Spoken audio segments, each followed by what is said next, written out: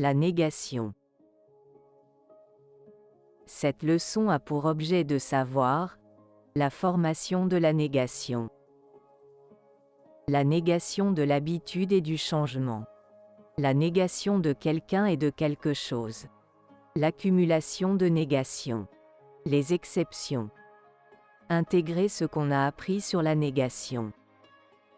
La formation de la négation.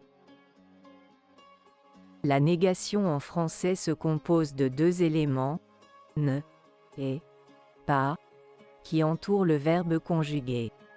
Ne se place devant le verbe et pas se situe après le verbe. Par exemple, je ne parle pas français, il ne veut pas écouter. Devant un verbe qui commence par une voyelle ou un H, ne se transforme en N'. Par exemple, je n'aime pas les épinards. Ils n'habitent pas à Bruxelles. Si vous avez déjà entendu parler des francophones, vous allez me dire qu'ils n'utilisent pas le ne. Et vous avez raison. À l'oral, dans une situation informelle, on omet presque systématiquement le ne. Par exemple, je parle pas français. J'aime pas les épinards. Mais attention, car c'est incorrect. Donc, si vous vous trouvez dans une situation formelle ou à l'écrit, vous ne pouvez pas l'omettre, surtout dans un examen de français. En ce qui concerne le pas, on ne peut pas le faire disparaître d'une phrase négative. Mais il est possible de le remplacer. La négation de l'habitude et du changement. On peut substituer pas par un autre adverbe de négation pour apporter une nuance, jamais, plus, etc.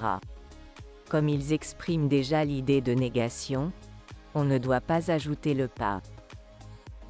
Par exemple, Marie ne fait jamais de ski. Mais on ne doit pas dire Marie ne fait pas jamais de ski. Pour décrire l'absence d'une habitude, on utilise ne jamais.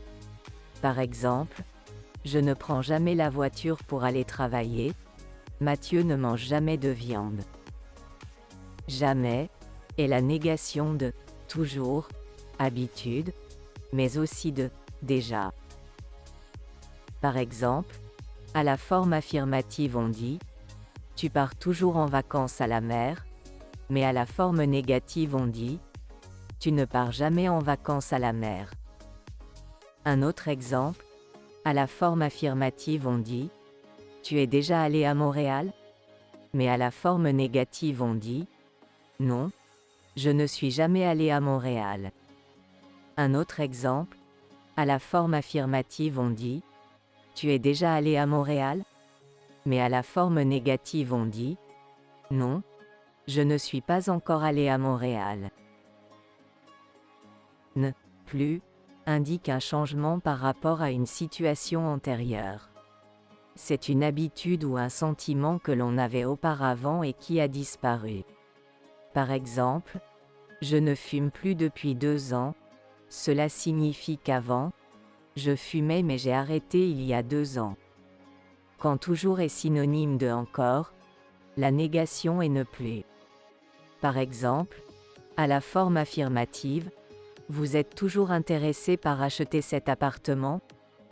Mais à la forme négative, non, nous ne sommes plus intéressés. Attention, à l'oral, on ne doit pas prononcer le S final de plus. Si vous le prononcez, cela peut prêter à confusion car dans ce cas-là, cela signifie une quantité supérieure. Par exemple, je ne t'aime plus, c'est-à-dire, avant, je t'aimais mais maintenant c'est fini. Je t'aime plus, c'est-à-dire, mes sentiments sont encore plus forts. La négation de quelqu'un et de quelque chose. Ne rien implique l'absence de quelque chose, le néant. Par exemple, il y a beaucoup de brouillard, je ne vois rien. Il n'y a rien à faire. Rien peut aussi être placé au début d'une phrase et il continue de remplacer pas. Par exemple, rien ne va, rien n'est prêt. Ne personne est la négation de quelqu'un. Par exemple, il y a quelqu'un? Non. Il n'y a personne? Je ne vois personne. Tout comme rien, personne peut commencer une phrase. Par exemple, personne ne m'écoute, personne ne parle. Ne aucun ou bien ne aucune est un synonyme de pas un seul. Il sert à indiquer l'absence totale d'un objet, d'une personne, d'un concept ou d'un sentiment. À la différence de rien ou de personne qui renvoie à quelque chose de général, aucun se réfère à l'élément qui le suit.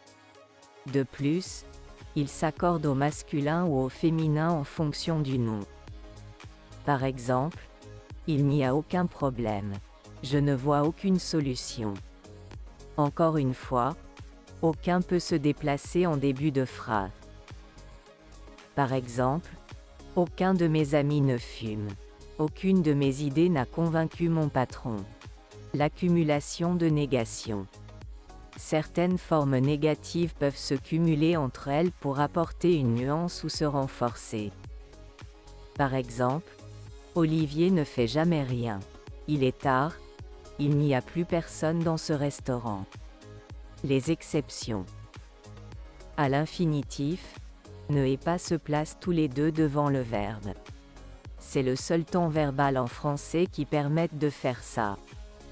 Par exemple, ne pas fumer dans l'aéroport, ne jamais parler aux inconnus, ne plus oublier mes clés, ne rien jeter par terre. Au passé composé, ne et pas n'entourent pas le participe passé du verbe mais ils sont autour de l'auxiliaire. Par exemple, nous n'avons pas mangé de moules frites à Bruxelles. Sandra n'est jamais allée à Paris. Il n'est plus venu nous voir. Je n'ai rien. Attention, ne personne et ne aucun se trouvent après le verbe. Par exemple, je n'ai vu personne sortir de cette pièce. Elle n'a vu aucun chat dans la rue. Au futur proche, ne et pas sont placés autour de aller et non devant le verbe à l'infinitif. Par exemple, elle ne va pas abandonner son rêve.